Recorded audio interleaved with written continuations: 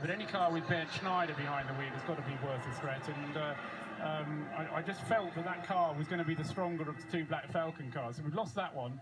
The number 2 car is in the hands of the amateur driver in that team. No, he's not actually. He's the semi. The AM in that car is Khaled Al-Kubaizi in the number 2 car, but he's not far off the pace. He's less than a minute behind, and with I think you said it a moment ago, John, 19 hours and 50 minutes of the race still remaining. There's still plenty of time. And the other Mercedes, the other Black Falcon Mercedes, Graham, isn't that far behind either. He's still on the lead. No, he's not. He's dropped off the lead lap, hasn't he? Yeah, I think he had a penalty. I think I spotted him in the penalty box down there, because one of the other things, we don't get announcements on the screen about penalties, do we? No, we don't. In these races.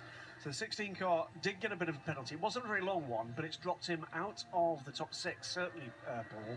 But before I forget my kind of moment, the number 2 car is just taking 4th place from Flick Haig. And before I forget that, I think she's doing a fantastic job in that car. This is her first race in that Audi R8. I suspect it's Flick's first run in a GT3 car. If that's the case, whatever she's doing to hold on to a top 4, 5, 6 place is going very well indeed.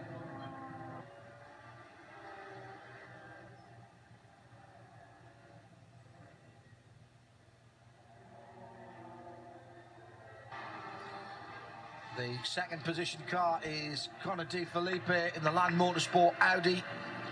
Flick Haig has just dropped down to 5th position, but a 2:07.3 with very limited running in a GT3 car is beyond impressive for me in a team that I think are, and I do not mean this detrimentally to Optimal, I think they're batting well above their average at the moment, and they are proving to me that a well-organised, well-ordered team, put them in any type of racing, give them the right equipment, and that clearly is the right equipment, attitude and organisation. It's going to be a very interesting year in the British GT Championship with them in this Audi.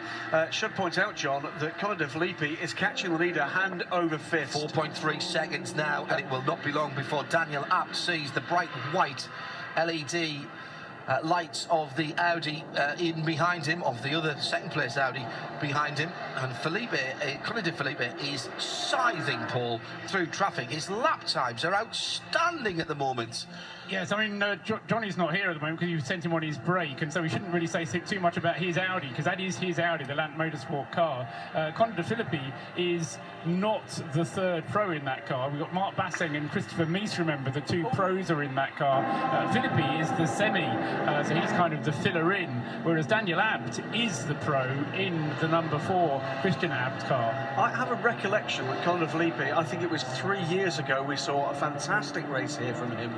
But I have another recollection that I think he missed out on racing here the following year, and maybe for the last 2 years. I think he only missed 1 year, and I think what you're remembering was 2 years ago, but he certainly is. I mean, he's really wheeling that Audi around in good shape at the moment, and as you say, the gap coming down hand over fist as the laps go through. 3.3 seconds through on that last lap, as again he laps exactly a second quicker than Daniel Abt. I'm going to give him a massive compliment now, because he reminds me, as he's going through traffic here, of a McNish or an Ollie Gavin or a Johnny Morlam or any of those guys who have been in fast cars. David Brabham is the same. Damien Faulkner, very much so, going through traffic, whether he's passed or being passed or passing. All of those guys know where to put their car so that the guys around them have absolutely no doubt whatsoever of what is happening with that car. Trouble for the 333 Corvette, which